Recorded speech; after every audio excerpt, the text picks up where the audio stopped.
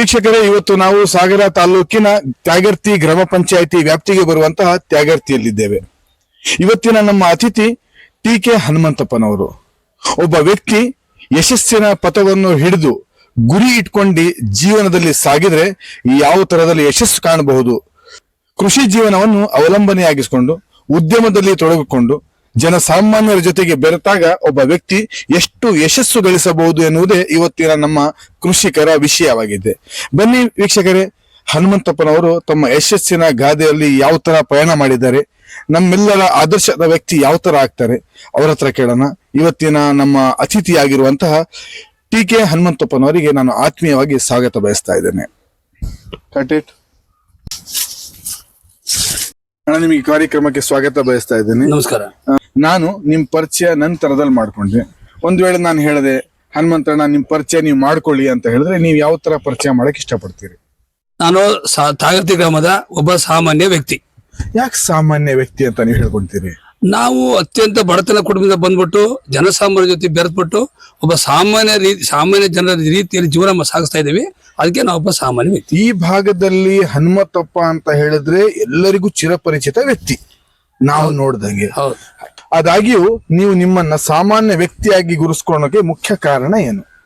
ಸಾಮಾನ್ಯ ವ್ಯಕ್ತಿ ಅಂತ ನಾವು ಗುರುಸ್ಕೊಂಡಕ್ಕೆ ನನ್ನ ಜೀವನದಲ್ಲೇ ನಾವು ಸಾಮಾನ್ಯ ವ್ಯಕ್ತಿಯಾಗಿ ಬೆಳೆದ್ರೆ. ನಾವು ಅತ್ಯಂತ ಬಡತನದ ಕುಟುಂಬದಿಂದ ಬಂದ್ರೆ ನಾವು ಒಬ್ಬ ನಮ್ಮ ತಂದೆ ಸಾಮಾನ್ಯ ಒಬ್ಬ ಕ್ಷೌರಿಕ ಕುಟುಂಬದಿಂದ ಬಂದ್ಬಿಟ್ಟು ನಾವು ಇವತ್ತು ಆ ಸಾಮಾನ್ಯ ನಾವು ದೇವರು ನಮ್ಮ ಎಷ್ಟೇ ಚೆನ್ನಾಗಿಟ್ಟಿರ್ತಾನೆ, ನಾವು ಆ ಸಾಮಾನ್ಯ ಜೀವನದಿಂದ ನಾವು ಜೀವನ ಸಾಗಿಸ್ತಾ ಇದೀವಿ. ಕ್ಷೌರಿಕ ಕುಟುಂಬದಿಂದ ಬಂದಂತ ವ್ಯಕ್ತಿ ಸವಿತಾ ಸಮಾಜದ ವ್ಯಕ್ತಿ. ನಿಮ್ಮ ತಂದೆ ಕ್ಷೌರಿಕರಾಗಿದ್ರು. ನಾನು ನಮ್ಮ ಸಮಾಜನ ಅತ್ಯಂತ ಬಡತನ ಸಮಾಜ ನಮ್ದು. ಮತ್ತೆ ನಮ್ಮ ಬಗ್ಗೆ ಜನರಿಗೆ ಏನೋ ಒಂಥರ ತಾತ್ಸಾರ ಮನೋಭಾವ ಒಂದ್ ಕಾಲದಲ್ಲಿ ಇತ್ತು. ಅದನ್ನ ಹೋಗಿಸ್ಬೇಕು ಅಂತ ಹೇಳಿ ನಾನು ಹಠ ತೊಳ್ಬಿಟ್ಟು ನನ್ನ SSLC ತ್ಯಾಗರ್ತಿ ಗ್ರಾಮದಲ್ಲಿ ಮುಗಿಸ್ಬಿಟ್ಟು ಕಾಲೇಜಿಗೆ ಹೋಗ್ಬೇಕು ಅಂತ ಆಸೆ ಪಟ್ಟೆ. ನಮ್ಮನೆ ಪರಿಸ್ಥಿತಿಯಲ್ಲಿ ಕಾಲೇಜಿಗೆ ನನ್ನ ಕಳಿಸೋ ಮಟ್ಟಕ್ಕೆ ನಮ್ಮನೆ ಪರಿಸ್ಥಿತಿ ಇಲ್ಲ. ಆ ಸಂದರ್ಭದಲ್ಲಿ ನಾನು ನಮ್ಮ ಗ್ರಾಮ ಪಂಚಾಯಿತಿಯಲ್ಲಿ ಪುಳ್ಳಿಗಪ್ಪ ಅಂತ ಒಬ್ಬರು ಚೇರ್ಮನ್ ಆಗಿದ್ರು. ಅವರ ಒಂದು ಲೆಟರ್ ಅಲ್ಲಿ ಇವನ್ ಅತ್ಯಂತ ಬಡ ಹುಡುಗ, ಇವನ್ ಕಾಲೇಜು ಜೀವನಕ್ಕೆ ಹೋಗ್ಬೇಕಂತ ಆಸೆ ಇದೆ, ದಯವಿಟ್ಟು ತಾವು ಹೆಲ್ಪ್ ಮಾಡಿ ಸಹಾಯ ಮಾಡಿ ಅಂತ ಒಂದು ಲೆಟರ್ ಕೊಟ್ಟರು. ಆ ಲೆಟರ್ ತಗೊಂಡು ಹಳ್ಳಿ ಎಲ್ಲ ಸುತ್ತಲ್ಬಿಟ್ಟು 1971ರಲ್ಲಿ ನಾನು ಒಟ್ಟು ಟೋಟಲ್ 66 ರೂಪಾಯಿ ಕಲೆಕ್ಷನ್ ಮಾಡಿ ಆ 60 ರೂಪಾಯಿ ತಗೊಂಡು ಶಿವಮೊಗ್ಗಕ್ಕೆ ಹೋಗಿ, ಶಿವಮೊಗ್ಗದಲ್ಲಿ DVS ಜೂನಿಯರ್ ಕಾಲೇಜಲ್ಲಿ ಹೋಗಿ ಪ್ರಿನ್ಸಿಪಾಲ್ಗೆ ದೇವೇಂದ್ರಪ್ಪ ಅಂತ ಪ್ರಿನ್ಸಿಪಾಲ್ ಇದ್ರು. ಅವ್ರಿಗೆ ಸ್ವಾಮಿ, ನನ್ನ ಬಡತನದ ಹುಡುಗ, ನನ್ನ ಹತ್ರ ಏನೂ ಇಲ್ಲ, ನನಗೆ ಓದೋಕಂತ ನಂಗೆ ತುಂಬಾ ಆಸೆ ಇದೆ. ನಾವು ಅತ್ಯಂತ ಬಡತನ ಕುಟುಂಬದಲ್ಲಿ ಬಂದ್ಬಿಟ್ಟು ನಮ್ಮ ಸಮಾಜ ಯಾರು ಓದೇ ಇಲ್ಲ, ಅದು ನಾನು ಓದ್ಬೇಕು ಅಂತ ಆಸೆಯಿಂದ ಬಂದಿದ್ದೀನಿ. ದಯವಿಟ್ಟು ತಮ್ಮ ಕಾಲೇಜ್ ಸೇರಿಸ್ಕೊಬಿಟ್ಟು ನನಗೆ ಇನ್ನು ಭಿಕ್ಷೆ ಬೇಡಿದ ದುಡ್ಡು 60 ರೂಪಾಯಿ ಕಲೆಕ್ಷನ್ ಇದೆ, 6 ರೂಪಾಯಿ ಖರ್ಚಾಗಿದೆ, ಇನ್ನು 60 ರೂಪಾಯಿ ಅಂತ ಉಳಿದಿದೆ. ದಯವಿಟ್ಟು ನನಗೆ ನಿಮ್ಮ ಶಾಲೆಯಲ್ಲಿ ಒಂದು ಅವಕಾಶ ಕೊಡಿ ಅಂತ ಕೇಳಿದೆ. 1971ರೊಳಗೆ ವಿದ್ಯಾಭ್ಯಾಸಕ್ಕೋಸ್ಕರ ಭಿಕ್ಷೆ ಬೇಡಿ ಕಾಲೇಜ್ ಸೇರುವಂತ ಪ್ರಯತ್ನ ನೀವು ಮಾಡಿದೆ. ಯಶಸ್ ಕಂಡ್ರೆ ಹೆಂಗ್ ಯಶಸ್ ಕಂಡೆ ಅಂದ್ರೆ, ನಾನು ಅಲ್ಲಿ ಹೋದೆ, ನನಗೆ ಜೀವನಕ್ಕೆ ಏನು ಇಲ್ಲ, ಆಧಾರ ಇಲ್ಲ. ಕಾಲೇಜ್ ಸೇರ್ಬಿಟ್ರು, ಪ್ರಿನ್ಸಿಪಾಲ್ ಕಾಲೇಜ್ ಸೇರ್ಸ್ಕೊಬಿಟ್ರು. ನಾನು ಹೊರಡೆ ಬಂದೆ. ಅಲ್ಲಿ ಶಿವಮೊಗ್ಗದಲ್ಲಿ ಗಾಂಧಿ ಪಾರ್ಕು ಮತ್ತೆ IB ಇದೆ. ಆ IB ಅಲ್ಲಿ ಮಲಗೋದು, ಗಾಂಧಿ ಪಾರ್ಕ್ ಅಲ್ಲಿ ಓದೋದು, ಲೈಬ್ರರಿ ಬುಕ್ ತಗೋದು, ಓದ್ಬಿಟ್ಟು ಜೀವನ ಸಾಗಿಸ್ತಾ ಇದ್ದೆ. ಕೊನೆಗೆ ಒಬ್ರು ಯಾರೋ ನಮ್ಮ ಪರಿಚಯ ಜನ ಬಂದ್ರು, ತಮ್ಮ ನೀನು ಕಾಲೇಜ್ ಜೀವನದಲ್ಲಿ ಹಿಂಗಿರ್ಮಾಡು, ನಮ್ಮ ಅಂಗಡಿಯಲ್ಲಿ ನೀನು ಕೆಲಸ ಮಾಡು, ಮಾರ್ನಿಂಗ್ ಕಾಲೇಜಲ್ಲಿ ಹಿಂಗಾರು, ನೀನು 11 ಗಂಟೆಗೆ ಶಾಲೆ ಮುಗಿದ ತಕ್ಷಣ ನಮ್ಮ ಮನೆ ಬಾ, ನಾನು ಡೈಲಿ 2 ರೂಪಾಯಿ ಕೊಡ್ತೀನಿ ಅಂದ್ರು. 1971ರೊಳಗೆ ಪಾರ್ಟ್ ಟೈಮ್ ಜಾಬ್ ಅಂತ ಅವಾಗ್ಲೂ ಇತ್ತು. ಅವಾಗಿತ್ತು ಡೈಲಿ 2 ರೂಪಾಯಿ ಕೊಡೋರು ನಮಗೆ. ಆವತ್ತಿನ ಕಾಲದಲ್ಲಿ ಡೈಲಿ 2 ರೂಪಾಯಿ ಕೊಡೋರು. ಆ 2 ರೂಪಾಯಿದಲ್ಲಿ ನಾನು ಜೀವನ ಮಾಡ್ತಾ ಇದ್ದೆ. ಮತ್ತೆ ನಂಗೆ ಯಾವುದೇ ಮನೆ ಇಲ್ಲ, ರೂಮ್ ಇಲ್ಲ, ಏನೂ ಇಲ್ಲ. ಅಲ್ಲಿ ಗಾಂಧಿ ಪಾರ್ಕ್ ಅಲ್ಲಿ ಓದೋದು, ಮತ್ತೆ IB ಅಲ್ಲಿ ನಾನು ಮಲಗೋದು, ಈ ತರ ಜೀವನ ಮಾಡಿ ಕೊನೆಗೆ ಒಂದು ಅಂಗಡಿಯಲ್ಲಿ ನನಗೆ ಅವಕಾಶ ಕೊಟ್ಟರು. ಕೊನೆಗೆ ಅಂಗಡಿಯಲ್ಲಿ ಸಮಯ ಅಲ್ಲಿ ಉಳಿಬೇಡ, ನಮ್ಮನೆಗೆ ಒಂದು ರೂಮ್ ಕೊಡ್ತೀನಿ ಉಳ್ಕ ಅಂದ್ರು. ಅವಾಗ ಅಲ್ಲೇ ಉಳ್ಕೊಂಡು ಜೀವನ ಸಾಗಿಸ್ತಾ ಇದ್ದೆ. ಕೊನೆಗೆ ನನಗೆ 2 ರೂಪಾಯಿ ಕೊನೆಗೆ ಕಾಲೇಜ್ ಜೀವನದಲ್ಲಿ ನನಗೆ ಈ ಎಕ್ಸಾಮ್ ಫೀಸ್ ಕಟ್ಟೋ ಸಂದರ್ಭ ಬಂತು. ಅವಾಗ ಎಕ್ಸಾಮ್ ಫೀಸ್ ಕಟ್ಟಕ್ಕಾಗಿಲ್ಲ. ನಮ್ಮ ಕಾಲೇಜ್ ಸ್ಟೂಡೆಂಟ್ಸ್ ಎಲ್ಲ ದುಡ್ಡು ಕಲೆಕ್ಟ್ ಮಾಡಿ ನನಗೆ ಕಾಲೇಜ್ ಅವರೇ ಪ್ರತಿ ವರ್ಷ ಕಟ್ಟೋರು. ವಿದ್ಯಾಭ್ಯಾಸದ ಕಡೆ ಆಸಕ್ತಿ ವಹಿಸಕ್ಕೆ ಮುಖ್ಯ ಕಾರಣ ವಿದ್ಯಾಭ್ಯಾಸ ಮುಖ್ಯ ಕಾರಣ. ಒಳ್ಳೆ ನೀವು ಕ್ವಶನ್ ಕೇಳಿದ್ರಿ. ಮುಖ್ಯ ಕಾರಣ ಅಂದ್ರೆ ನಾವು ಕ್ಷೌರಿಕ ಕುಟುಂಬದವರು, ನಮ್ಮಲ್ಲಿ ಯಾರು ಓದೇ ಇಲ್ಲ, 4ನೇ ಕ್ಲಾಸು 5ನೇ ಕ್ಲಾಸ್ ಅಷ್ಟೇ ಓದೋದು. ಅದಕ್ಕಿಂತ ಹೆಚ್ಚು ಓದೋದು ನಮ್ಮ ಹತ್ರ ಇದ್ದು ಹಣಕಾಸು ವ್ಯವಸ್ಥೆ ಇಲ್ಲ, ನಾವು ಯಾರಿಲ್ಲ. ನಾನು ಚಾಲೆಂಜ್ ಸ್ವೀಕಾರ ಮಾಡಿದೆ. ನನ್ನಿಂದ ಈ ಸಮಾಜ ಬದಲಾವಣೆ ಆಗಬೇಕು. ನಮ್ಮ ಸಮಾಜ, ನಮ್ಮ ಕ್ಷೌರಿಕ ಕುಟುಂಬ ಏನಿದೆ, ಏನು ಇವತ್ತು ಊರಲ್ಲಿ ನಮ್ಮ ತಾತ್ಸಾರ ಮಾಡ್ತಾರೆ, ಅದನ್ನ ನಾವು ಮೊದಲನೇ ದರ್ಜೆಗೆ ತಗೋಬೇಕು ಅಂತೇಳಿ ನಾನು ಆಸೆ ಪಟ್ಟು ಏನೇ ಆಗ್ಲಾರು ಓದ್ಲೇಬೇಕಂತ ಹಠ ತೊಟ್ಟು ನಾನು ಕಾಲೇಜಿಗೆ ಹೋಗಿ ಡಿಗ್ರಿ ಮಾಡ್ಕೊಂಡ್ ಬಂದೆ. ಸರಿಸುಮಾರು 15 ವರ್ಷದ ಹಿಂದೆ ಕ್ಷೌರಿಕ ಕುಟುಂಬಕ್ಕೆ ತಾತ್ಸಾರದ ಮನೋಭಾವದಿಂದ ನೋಡ್ತಾ ಇದ್ದಿದ್ದು ಇದು ಸತ್ಯ, ಕಟು ಸತ್ಯ. ಆ ಸಂದರ್ಭದಲ್ಲಿ ನಮ್ಮ ಆತ್ಮೀಯ ಗೆಳೆಯರು ಸಹ ಇದ್ದಾರೆ. ಆ ಒಂದು ಸಂದರ್ಭದಲ್ಲಿ ಕಟಿಂಗ್ ಬಂದಾಗ ತಾತ್ಸಾರ ಮಾಡೋದು, ಅವರಿಗೇನೋ ಈ ತರ ಎಲ್ಲ ಅನ್ನೋದು ಇವೆಲ್ಲ ಕಮ್ಮಿ ಆಗಿದೆ. ಕಾನೂನು ಬಂದಿದೆ ಅದಕ್ಕೋಸ್ಕರ. ನಾನು ಈ ಸಂದರ್ಭದಲ್ಲಿ ನಮ್ಮ ಗೌರವಾನ್ವಿತ ಹನುಮಂತಪ್ಪರ ಮುಖಾಂತರ ಒಂದು ಮನವಿ ಮಾಡ್ತೀನಿ ಇಡೀ ಸಮಾಜಕ್ಕೆ, ಇಡೀ ನಮ್ಮ ಜವಾಬ್ದಾರಿತ ವ್ಯಕ್ತಿಗಳಿಗೆ. ಈಗ ಯಾರ ಮನವಿ ಅವಶ್ಯಕತೆನೂ ಇಲ್ಲ. ನಾವು ಮನವಿ ಮಾಡದೇ ಇರಲಿ, ಸಮಾಜದಲ್ಲೂ ಸುಧಾರಣೆ ಬಂದಿದೆ. ಆದ್ರೂ ನಾನೊಬ್ಬ ಪ್ರಜ್ಞಾವಂತ ನಾಗರಿಕನಾಗಿ, ನಾನು ಕ್ಷೌರಿಕರ ಆತ್ಮೀಯ ಗೆಳೆಯನಾಗಿ ನಾನು ಸಹ ಹೇಳೋದಿಷ್ಟೇ, ಯಾವುದೇ ಕಾರಣಕ್ಕೂ ಕ್ಷೌರಿಕರಿಗೆ ಕಡೆಗಣನೆ ಮಾಡೋದು 100ಕ್ಕೆ 100 ತಪ್ಪು. ನೀವು ದುಡ್ಡು ಕೊಡ್ತಾ ಇರೋದು ಅದಕ್ಕೆ ಸರಿಯಾದ ಜವಾಬ್ದಾರಿ ವಹಿಸ್ತಾ ಇದ್ದಾರೆ, ಗೌರವ ಕೊಟ್ಟು ಎದ್ದೇಳ್ಬೇಕಲ್ಲಿ. ಕಟಿಂಗ್ ಮಾಡಿಸ್ತಿದ್ದಾರೆ ಅಂತ ಹೇಳಿದ ತಕ್ಷಣ ನಿಮ್ ಕೈ ಕೆಳಗಿನ ಆಳು ಯಾರೂ ಆಗಿರಲ್ಲ. ದಯವಿಟ್ಟು ಮುಂದಿನ ದಿನಮಾನಗಳಲ್ಲಿ ಕ್ಷೌರಿಕರಿಗೆ ಗೌರವ ಕೊಡೋದು ಎಲ್ಲಾ ಸಮಾಜದ ವ್ಯಕ್ತಿಗಳು ಅರ್ಥಕೋಬೇಕು ಅಂತ ನಾವು ಸಹ ಕಿವಿ ಮಾತು ಹೇಳ್ತಾ ಇದ್ದೀವಿ. ನಿಮ್ ಸಮಾಜದಲ್ಲಿ ಜನ ಗೌರವ ಕೊಡ್ತಾ ಇರಲಿಲ್ಲ, ವಿದ್ಯಾಭ್ಯಾಸರು ಇರ್ಲಿಲ್ಲ ಅನ್ನೋದು ನಿಮ್ ಮಾತಿತ್ತು. ಅದಕ್ಕೆ ನೀವು ಹಠ ಕಟ್ಟಿದ್ರಿ. ಏನ್ ವಿದ್ಯಾಭ್ಯಾಸ ಕಳಿಸ್ತೀರಿ ನೀವು? ನಾನು ಕಾಲೇಜ್ ಜೀವನದಲ್ಲಿ 71ರಲ್ಲಿ SLC 70 ಆಯ್ತು. 71ರಲ್ಲಿ ನಾನು ಹಳ್ಳಿಯಲ್ಲಿ ಹೋಗ್ಬಿಟ್ಟು ಭಿಕ್ಷೆ ಬೇಡಿ ನಾನು ಕಾಲೇಜ್ ಫಸ್ಟ್ ಇಯರ್ PUC ಸೇರಿದೆ. ಅಲ್ಲಿ ಪಾಸ್ ಆದೆ. ಸೆಕೆಂಡ್ PUC DVS ಜೂನಿಯರ್ ಕಾಲೇಜಲ್ಲಿ ಸೆಕೆಂಡ್ PUC ಪಾಸ್ ಆದೆ. ಅಲ್ಲಿ ಕಾಮರ್ಸ್ ಇದ್ದಿದ್ದಿಲ್ಲ. ಅವಾಗ ನ್ಯಾಷನಲ್ ಕಾಲೇಜ್ ಶಿವಮೊಗ್ಗಕ್ಕೆ ಹೋಗಿ ಅಲ್ಲಿ ಪ್ರಿನ್ಸಿಪಾಲ್ ಖಾಲಿ ಬಿದ್ದು, ಸ್ವಾಮಿ ಪರಿಸ್ಥಿತಿ ಹೆಂಗಿದೆ ಅಂತ ಹೇಳಿದೆ. ಅವಾಗ ಒಬ್ಬ ನಮ್ಮ ಆತ್ಮೀಯ ನನ್ನ ಬಗ್ಗೆ ವಿಶ್ವಾಸ ಇರೋರು ಒಂದು ನಾನು ಫೀಸ್ ಕಟ್ತಾನಪ್ಪ ನೀವು ಓದು ಅಂದ್ರು. ಅವಾಗ 275 ರೂಪಾಯಿ ಅವಧಿಗೆ ಅದಕ್ಕೆ ಅವ್ರು ಫೀಸ್ ಕಟ್ಟಿದ್ರು. ಈ ವಿದ್ಯಾಭ್ಯಾಸ ಮಾಡೋರಿಗೆ ಒಂದು ಗುರಿ ಇರುತ್ತೆ, ನಾನು ಓದಿ ಇದೇ ಆಗ್ತೀನಿ ಅಂತ. ನಿಮ್ ಗುರಿ ಏನಿತ್ತು? ನನ್ನ ಗುರಿ ಏನಿತ್ತು, ನಾನು ವಿದ್ಯಾಭ್ಯಾಸ ಓದ್ಬೇಕು, ದೊಡ್ಡ ನೌಕರಿ ತಗೋಬೇಕು. ಯಾವ ನೌಕರಿ? ಶಿಕ್ಷಣ. ನಂಗೆ ಶಿಕ್ಷಣ ನಿಮಗ್ ಬಂದಾಯ್ತು, ನೀವು ಡಿಗ್ರಿ ಕಾಲೇಜಲ್ಲಿ ಹೋಯ್ತು. ಒಂದು ಗುರಿ ಅಂತ ಇರತ್ತೆ, ನಾನು ಓದಿ ಈ ವೃತ್ತಿಯಲ್ಲಿ ಹೋಗ್ಬೇಕು, ಸರ್ಕಾರಿ ವೃತ್ತಿ. ಆದ್ರೆ ಯಾವ ವೃತ್ತಿ ಅದು? ಉದ್ಯೋಗ ಅಂದ್ರೆ ಸರ್ಕಾರಿ ನೌಕರಿ. ಯಾವುದೇ ಉದ್ಯೋಗ ನಾನು ಅದನ್ನ ಸರ್ಕಾರಿ ನೌಕರಿ ಬೇಕು. ಅಂದ್ರೆ ಕೃಷಿಗೆ ಸಂಬಂಧಪಟ್ಟ ಕೃಷಿನೇ. ಅದ್ರ ಬಗ್ಗೆ ಆಸಕ್ತಿ ತುಂಬಾ. ಜನಸಾಮಾನ್ಯರಿಗೆ ಹೆಲ್ಪ್ ಆಗಂತ ಉದ್ಯೋಗ ಮಾಡ್ಲಿಕ್ಕೆ ನನಗೆ ಆಸಕ್ತಿ ಇತ್ತು. ಅದ್ರ ಮೂಲಕ ಸಮಾಜ ಸೇವೆ ಮಾಡ್ಕೊಂತ ಆಸೆ ಇತ್ತು ನನಗೆ. ಆದ್ರೆ ಏನಾಯ್ತು, ಮುಂದಿನ ದಿನದಲ್ಲಿ ನಾನು 78ರಲ್ಲಿ ನಾನು BCom ಮಾಡ್ಕೊಂಡು ಮತ್ತೆ ಈಗ ನಾನು 78ರಲ್ಲಿ ಡಿಗ್ರಿ ಮಾಡ್ಕೊಂಡು ಮನೆ ಬಂದೆ. ನಮ್ಮ ಆರ್ಥಿಕ ಪರಿಸ್ಥಿತಿ, ನಮ್ಮ ತಂದೆ ತಾಯಿ ಅತ್ಯಂತ ಬಡತನ ಸ್ಥಾನ ಇತ್ತು. ತಂದೆಯ ಮಾಸಿಕ ಆದಾಯ ಎಷ್ಟಿತ್ತು? ಮಾಸಿಕ ಆದಾಯ ಅಂತಂದ್ರೆ ನಮ್ಮ ಕ್ಷೌರಿಕ ಅವತ್ತಿನ ಕಾಲದಲ್ಲಿ 20 ರೂಪಾಯಿ, 30 ರೂಪಾಯಿ, 40 ರೂಪಾಯಿ, 20 ರೂಪಾಯಿ, 30 ರೂಪಾಯಿ ಒಂದ್ ದಿವಸಕ್ಕೆ ಕ್ಷೌರಿಕ ವೃತ್ತಿ ಬರೋದು. ನಾವು 3 ಜನ ಅಣ್ಣ ತಮ್ಮದಿರು. ನಾವು 6 ಜನ ನಮ್ಮ ತಂಗಿಯರು 3 ಜನ, ನಮ್ಮ ಅಣ್ಣ ತಮ್ಮದಿರು 3 ಜನ, ನಾವು 6 ಜನ. ನಮ್ಮ ತಂದೆ ತಾಯಿ, ನಮ್ಮ ತಂದೆಗೆ ಕಾಯಿಲೆ, ತಾಯಿಗೆ ಕಾಯಿಲೆ. ಅದಕ್ಕೆ ದುಡ್ಡು ನಮ್ಮ ತಂದೆ ಮಾಡಿದ್ದು ಬಿಸ್ನೆಸ್ ಅರ್ಧ ತಾಲಿ ಖಾಲಿ ಹೋಗ್ತಿತ್ತು.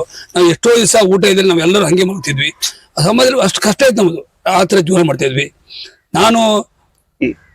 ನಾವು ಈ ಹಿಂದಿನ ದಿನನೇ ನೆನಪು ಮಾಡ್ಕೊಂಡ್ರೆ ನನಗೆ ದುಃಖ ಬರ್ತದೆ. ಅವತ್ತಿನ ನೆನಪುಗಳನ್ನ ನಾನು ನೆನಪು ಮಾಡ್ಕೊಂಡ್ರೆ, ಯಾವೊಬ್ಬ ವ್ಯಕ್ತಿ ಜೀವನದಲ್ಲಿ ಕಷ್ಟ ಅನುಭವಿಸಿರ್ತಾನೆ, ಆ ಒಂದು ಸುಖ ಜೀವನದಲ್ಲಿ ಬಂದ್ ಕಷ್ಟ ನೆನೆಸಿದಾಗ ಅವನು ಗದ್ಗರಿತನಾಗೋದು, ಒಂದ್ ಕಣ್ಣಲ್ಲಿ ಆನಂದ ಬಾಷ್ಪ ಬರೋದು, ಇವೆಲ್ಲ ಸರ್ವೇ ಸಾಮಾನ್ಯ. ಯಾಕಂದ್ರೆ ನಡೆದು ಬಂದಂತ ದಾರಿ ಅಷ್ಟು ಕಠಿಣವಾಗಿರೋದು ಒಂದು. ಹೇಳಿ. ಅವಾಗೆ ಬಂದಣ್ಣ ನನ್ನ ಪರಿಸ್ಥಿತಿ ಬಹಳ ಕಷ್ಟ ಇತ್ತು. ಕೊನೆಗೆ ನಮ್ಮ ಅವಾಗ MLA ಕಾಗಡ ತಿಗೋಪ್ನವರು, ನೋಡಪ್ಪ ನೀನು ಇಂಟ್ರೂ ಹಾಕು, ನಾನು ಸೆಲೆಕ್ಷನ್ ಮಾಡ್ತೀನಿ, ಗ್ಯಾರಂಟಿ ಮಾಡ್ತೀನಿ ಅಂದ್ರು. ಅವಾಗ ಗ್ರಾಮ ಸೇವಕರ ಪೋಸ್ಟ್ ಬಂತು. ನಾನು ನಮ್ಮ ಮನೆ ಪಕ್ಕದ ಪೋಸ್ಟ್ ಆಫೀಸು ಒಂದು ಗುಡಿಸಲು ಕಟ್ಕೊಂಡಿದ್ವಿ. ನಮ್ಮ ಮನೆ ಪಕ್ಕದ ಪೋಸ್ಟ್ ಆಫೀಸು. ಅವಾಗ ನಾನು ಓದಿದ ಮಾಸ್ ಕಾರ್ಡು TC ಎಲ್ಲ ಬಿಟ್ಟು ಪೋಸ್ಟ್ ಆಫೀಸಿಗೆ ದುಡ್ಡು ಹಾಕಿದೆ, ಅದನ್ನ ಕವರ್ ಹಾಕಿದೆ. ಅವಾಗ ಸಂಜೆ 5 ಗಂಟೆಗೆ ಪೋಸ್ಟ್ ಮಾಸ್ಟರ್, ಅನಂತಪ್ಪ ನೋಡಪ್ಪ ಇದಕ್ಕೆ 4 ರೂಪಾಯಿ ಸ್ಟಾಂಪ್ ಬೇಕು, ಸ್ಟಾಂಪ್ ಅಣಿಸಿದ್ರೆ ಹೋಗ್ತಿತ್ತು, ಪೋಸ್ಟ್ ಹೋಗ್ತದೆ, ಇದು ಹೋಗಲ್ಲ ಅಂದ್ರು. ಅವಾಗಿನ ಕಾಲಘಟ್ಟದಲ್ಲಿ ಒಂದು ಲೆಟರ್ ಕಳಿಸ್ಬೇಕಂದ್ರೆ ಸ್ಟಾಂಪ್ ಕಡ್ಡಾಯ 4 ರೂಪಾಯಿ ಕಡ್ಡಾಯದ ಸ್ಟಾಂಪ್ ನಿಮಗ್ ಬೇಕಾಗಿತ್ತು. ಹೌದು, ನನಗೆ ಅವಾಗ ನಮ್ಮ ತಂದೆ ಕೇಳಿದೆ, ದುಡ್ಡಿಲ್ಲ. ನಮ್ಮ ತಾಯಿ ಕೇಳಿದೆ, ಬಹಳ ಇಲ್ಲ, ದುಡ್ಡು ನಂಗೆ ಗೊತ್ತಿತ್ತು. ನಮ್ಮ ಅಣ್ಣ ತಮ್ಮದಿರು ಇಲ್ಲ, ಕೂಲಿ ಮಾಡಿ ಜೀವನ ಮಾಡ್ತಾ ಇದ್ರು. ಅವಾಗ ಇಡೀ ಕುಟುಂಬಸ್ಥರಲ್ಲಿ ನೀವು ಕೇಳ್ಕೊಂಡಾಗ 4 ರೂಪಾಯಿ ಹುಟ್ಟಿಲ್ಲ. ಅಷ್ಟು ಕಷ್ಟ, ಅಷ್ಟು ಬಡತನ. ನಾವೆಲ್ಲ ರಾತ್ರಿ ಹೊತ್ತು ಊಟನೇ ಇಲ್ಲ, ಎಷ್ಟೋ ದಿವಸ ಹಂಗೆ ಮಾಡ್ತಿದ್ವಿ. ನಮ್ಮ ತಂದೆ ಹೋಗಿ ಮಿಲ್ಲಲ್ಲಿ ಹೋಗಿ ಯಾರೋ ಒಂದು KG 2 KG ಚೋರ ವೃತ್ತಿ ಅಲ್ಲ. ಹಳ್ಳಿ ಜನ ಬಂದ್ರೆ ಅವರು ಒಂದು ಕೆಜಿ ಅಕ್ಕಿನೋ 2 ಕೆಜಿ ಅಕ್ಕಿನೋ ನುಚ್ಚು ಪಚ್ಚು ಕೊಡ್ತಿದ್ರು, ಒಂದು ಗಂಜಿ ಮಾಡ್ಕೊಂಡು ಕುಡಿತಿದ್ವಿ. ಅವಾಗ ಕ್ಷೌರಿಕ ವೃತ್ತಿ ಅಕ್ಕಿ ಕೊಟ್ಟು ಸಹ ಮಾಡಿಸ್ಕೊಂಡು ಹೋಗ್ತಿದ್ರು, ಮಗ್ಗಿ ಭತ್ತ ಕೊಟ್ಟು ಮಾಡ್ಸ್ಕೊಡ್ತಿದ್ರು ಕೊಡ್ತಿದ್ರು. ಅವಾಗ ನನಗೆ ಏನಾಯ್ತು ಮಾಡ್ತಿಕೊಂಡು ದುಡ್ಡು 4 ರೂಪಾಯಿ ದುಡ್ಡಿಲ್ಲ. ಅವಾಗ ನಂಗೆ ಇದಾಯ್ತು, ಹಠ ಬಂತು. ನಾನು ನಮ್ಮಂತರಲ್ಲ ಜಾಬಿ ಹೋಗಲ್ಲ, ನನ್ನ ಆಸೆಗಳು ಏನಿತ್ತು, ನಾನು ದೊಡ್ಡ ಸರ್ಕಾರಿ ಹುದ್ದೆಗೆ ಹೋಗ್ಬೇಕು ಅನ್ನೋ ಆಸೆ ಅವತ್ತೇ ಕೈಬಿಟ್ಟೆ. ಪೋಸ್ಟ್ ಆಫೀಸ್ ಭಾಗದಲ್ಲೇ ನನ್ನ TC ಮಾಸ್ ಕಾರ್ಡು ಏನ್ ದಾಖಲೆ ನೋಡಿ ನಾವು ಓದಿದ ರೆಕಾರ್ಡ್ ಇತ್ತು ಎಲ್ಲ ಹರಿದು ಗಾಡಿ ತುರ್ಬಿಟ್ಟೆ. ನಾನು ಹೋಗಲ್ಲ ಜಾಬಿಗೆ ಅಂತ. ಅವಾಗ ಬಾಕಿ ಇದ್ರೆ ಇನ್ನು ಸರ್ಕಾರಿ ಕೆಲಸ ಯಾವುದೇ ಕೆಲಸಕ್ಕೂ ಹೋಗಲ್ಲ. ನಾನು ಸ್ವಂತ ದುಡಿಬೇಕು, ಸಮಾಜದ ಒಳ್ಳೆ ವ್ಯಕ್ತಿ ಆಗ್ಬೇಕಂತ ಹಠ ತೊಟ್ಟೆ. ಇವತ್ತು 4 ವರ್ಷ ದುಡ್ಡಿಲ್ಲ, ಸಮಾಜಕ್ಕೆ ನಾನು ನನ್ನಂತ ವಿದ್ಯಾವಂತರಿಗೆ, ಓದರಿಗೆ, ಬಡವರಿಗೆ, ಬಗ್ಗರಿಗೆ ನಾನು ಹೆಲ್ಪ್ ಮಾಡೋದಂತ ಅವತ್ತೇ ನಿರ್ಧಾರ ಮಾಡ್ಬಿಟ್ಟು ಏನೇ ಆಗ್ಲಿ ನಾನೊಬ್ಬ ಸಮಾಜದಲ್ಲಿ ಗಣ್ಯ ವ್ಯಕ್ತಿ ಆಗ್ಬೇಕಂತ ಹಠ ತೊಟ್ಟೆ. ನಾನು ಏನಿಲ್ಲ ಇತ್ತು ಆ ಕಾಲಘಟ್ಟ. ಯಾವ ಇಸ್ವಿ ಇದು? ಅವಾಗ 1979. ಹೌದು. ಅವಾಗ ಅವನೇ ಮಾಡಿದೆ, ಬೇಡ ಇಲ್ಲಿ ಬೆಂಗಳೂರು ಬೇಡಣ, ಈ ಸಮಸ್ಯೆ ಬೇಡ ಅಂತೇಳಿ ನಾನು ಬೆಂಗಳೂರು ಹೋಗ್ಬೇಕಂತೇಳಿ 4 ಗಂಟೆ ಟ್ರೈನ್ ಇತ್ತು. 10 ಅಂತ ಎಲ್ಲ ರೆಡಿ ಮಾಡ್ಕೊಂಡು ಹೊರಟೆ. ದುಡ್ಡಿಲ್ಲ, ಬೆಂಗಳೂರಿಗೆ ಹೋಗ್ಬೇಡ ಅಂತ ತೀರ್ ಮಾಡಿದೆ. ಶರ್ಟು ಒಂದು ಪೈಜಾಮ ತಗೊಬಿಟ್ಟು ನಾನು ಬೆಂಗಳೂರು ಹೋಗ್ಬೇಡ, ಟ್ರೈನ್ ಹತ್ತಾನ 4 ಗಂಟೆ, 4 ರಾತ್ರಿ ಬೆಳಂಜಾವ 4 ಗಂಟೆ ಟ್ರೈನ್ ಇತ್ತು. 10 ಅಂತೇಳಿ ನಾನು ಎಲ್ಲ ರೆಡಿ ಮಾಡ್ಕೊಂಡು ಹೊರಟೆ. ಕಣ್ಣೀರಾಕಂತ ಮಲ್ತಾ ಇದ್ದೆ. ನನ್ನ ಸ್ನೇಹಿತ ರಾಮಪ್ಪ ಅಂತ ನನ್ನ ಕ್ಲಾಸ್ಮೇಟ್ ಬಂದ್ರು. ಅವ್ರ ಮನೆಗೆ ಕರ್ಕೊಂಡು ಅವ್ರ ಮನೆಗೆ ಅವ್ರ ಜೊತೆ ಮಲಸ್ಕೊಂಡ್ರು. ನಾ ಬೆಂಗಳೂರು ರಮಣ, ನೀವು ದುಃಖದಲ್ಲಿ ಬಂದ್ಬಿಟ್ಟಿದ್ದೆ. ಹೌದೌದು. ನಾನು ಹೋಗಂತ ಹೊರಟೆ.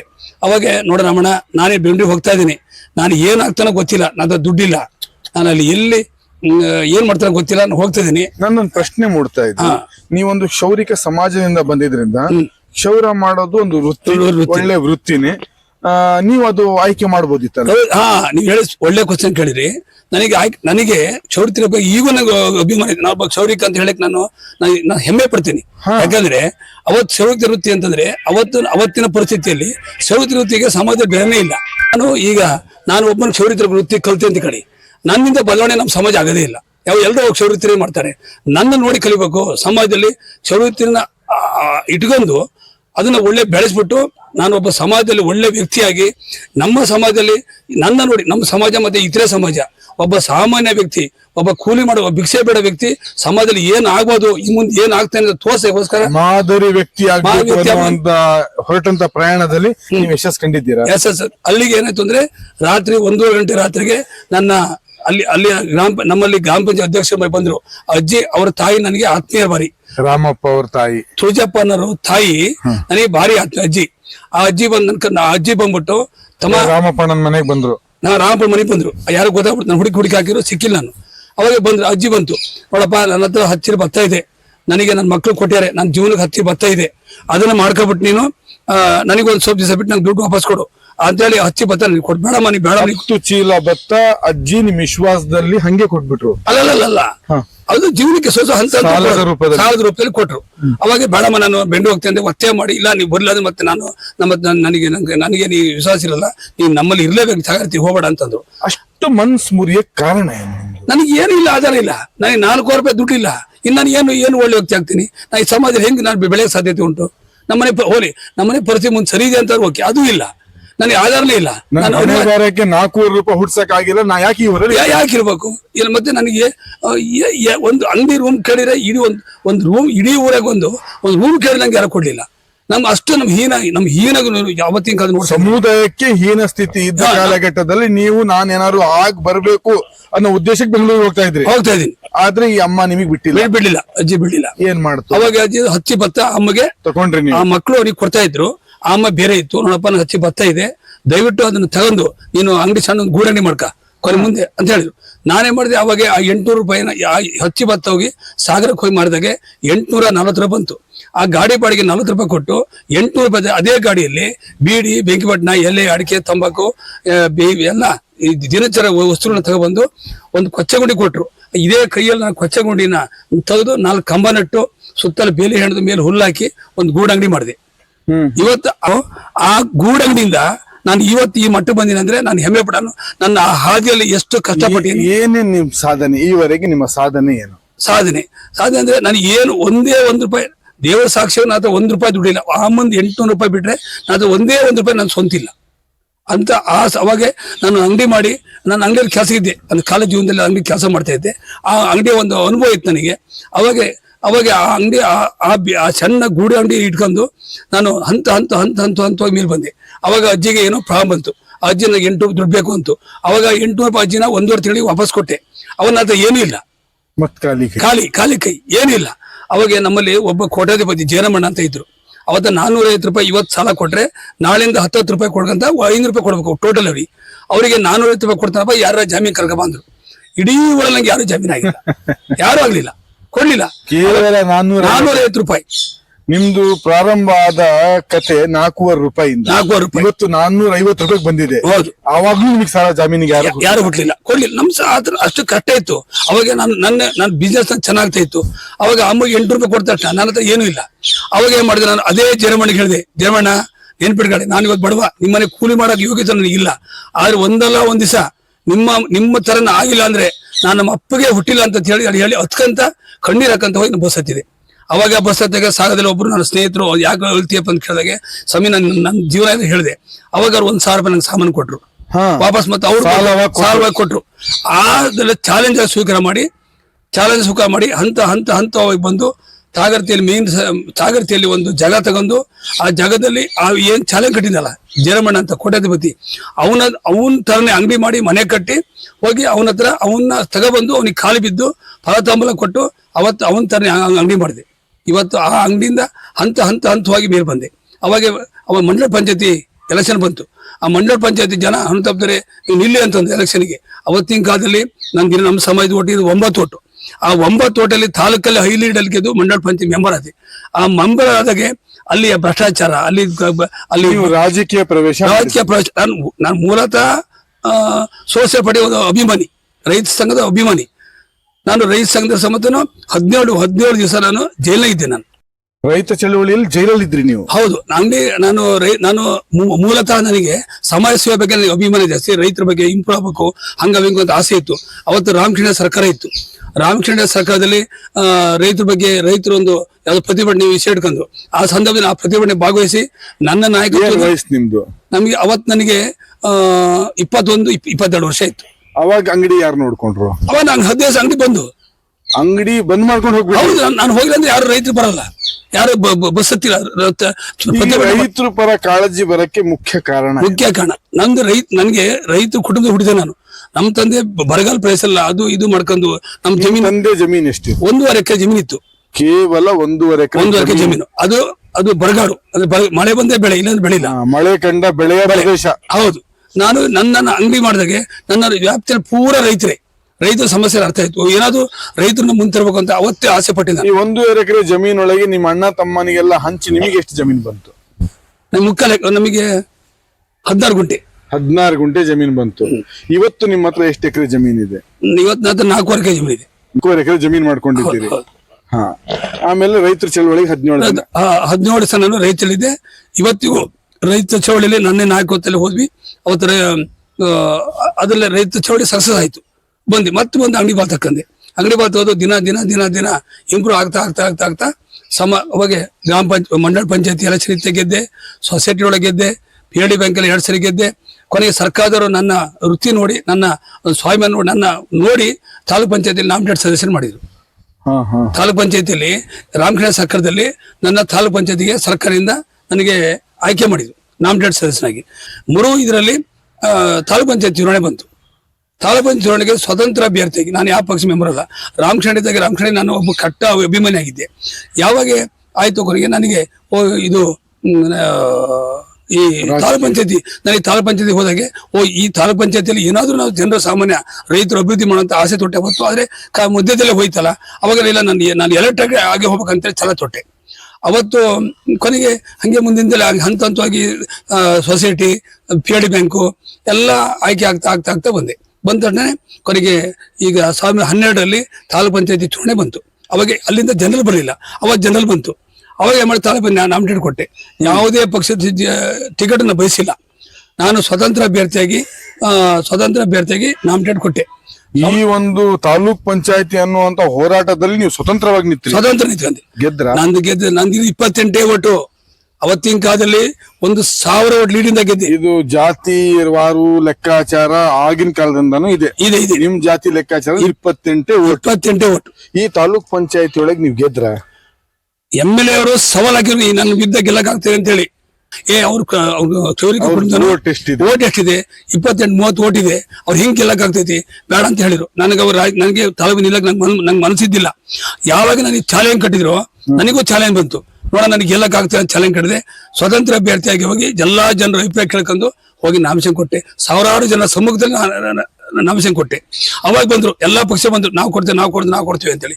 ನಾನ್ ಬೇಡ, ನಾ ಸ್ವತಂತ್ರ ಜನ ನನ್ನ ಆಯ್ಕೆ ಮಾಡಕ್ಕೆ ಜನ ಆಯ್ಕೆ ಮಾಡಿದ್ರೆ ನಾನು ಗೆಲ್ತೀನೋ ಇಲ್ಲೋ ನನ್ನ ಒಳಗೆ ಎಷ್ಟು ಶಕ್ತಿ ಇದೆ ಅಂತೇಳಿ ಜನರ ಬೆಂಬಲದಿಂದ, ರೈತರ ಬೆಂಬಲದಿಂದ ನಾನು ಸ್ವತಂತ್ರ ಅಭ್ಯರ್ಥಿಯಾಗಿ ನಾಮಿನೇಷನ್ ಕೊಟ್ಟೆ. ಗೆದ್ರ ಭಾರಿ ಬಹುದ ಗೆದ್ದೆ. ಅವತ್ತಿನ ಕಾಲದಲ್ಲಿ ಸಾಗರ ತಾಲೂಕಲ್ಲಿ ಪ್ರಪ್ರಥಮವಾಗಿ ಸ್ವತಂತ್ರ ಅಭ್ಯರ್ಥಿಯಾಗಿದ್ದ ನಾನೇ ಮೊದಲ ಸ್ಥಾನ. ತಾಲೂಕ್ ಪಂಚಾಯತಿ ಮಟ್ಟದಲ್ಲಿ ಸ್ವತಂತ್ರವಾಗಿ ಗೆದ್ದಂತ ಮೊದಲ ವ್ಯಕ್ತಿ ಹನುಮಂತಪ್ಪ. ಎಷ್ಟು ದುಡ್ಡು ಖರ್ಚು ಮಾಡಿದ್ರಿ? ನಾನು ದುಡ್ಡೇ ಖರ್ಚು ಮಾಡಿಲ್ಲ. ಜನ ರಸ್ತೆಯಲ್ಲಿ 2 ರೂಪಾಯಿ, 5 ರೂಪಾಯಿ, 10 ರೂಪಾಯಿ, 100 ರೂಪಾಯಿ ಕೊಟ್ಟು ಒಟ್ಟು 38,000 ರೂಪಾಯಿ ಆಯ್ತು ದುಡ್ಡು ಕೊಟ್ಟರು ಜನ ನಂಗೆ. ದೇಣಿಗೆ ಕೊಟ್ರು. 38,000 ರೂಪಾಯಿ ಟೋಟಲ್ ಆಯ್ತು.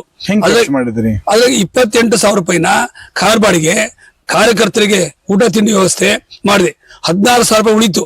ಆ 16,000 ರೂಪಾಯಿಯಲ್ಲಿ ನಮ್ಮ ಮನೆಯಲ್ಲಿ ಬೋಂದಿ ಮಾಡಿ ಪ್ರತಿ ಮನೆಗೂ ಆ ದುಡ್ಡನ್ನ ಹಂಚಿದೆ. ಪ್ರತಿ ಮನೆಗೂ ಸಿಹಿ ವಿತರಣೆ ಮಾಡಿದೆ. ನಂದೇ ದೇವರ ಸಾಕ್ಷಿಯಾಗ ನಾನು 1 ರೂಪಾಯಿನೂ ಖರ್ಚಾಗಿಲ್ಲ. ಒಂದೇ 1 ರೂಪಾಯಿ ನಾನು ವೈಯಕ್ತಿಕವಾಗಿ ನಾನು ಖರ್ಚು. ನಿಮ್ಮ ಹತ್ರ ದುಡ್ಡು ಇತ್ತ ಆ ಸಂದರ್ಭದಲ್ಲಿ? ಇಲ್ಲ, ಅಷ್ಟು ದುಡ್ಡಿಲ್ಲ. ಅಂದ್ರೆ ಎಲೆಕ್ಷನ್ ಮಾಡೋ ದುಡ್ಡು ಇದ್ದಿಲ್ಲ. ಸಾಧಾರಣ ಒಂದು ಹಂತಕ್ಕಿದ್ದೆ ನಾನು. ಆದ್ರೆ ಜನ ನನ್ನ ಖರ್ಚು ಮಾಡಿಸಿಲ್ಲ. ದುಡ್ಡು ಖರ್ಚು ಮಾಡದೆ ಗೆಲ್ಬೇಕು ಅನ್ನೋ ಉದ್ದೇಶದಿಂದ ಖರ್ಚು ಮಾಡಿ. ಹೌದೌದು.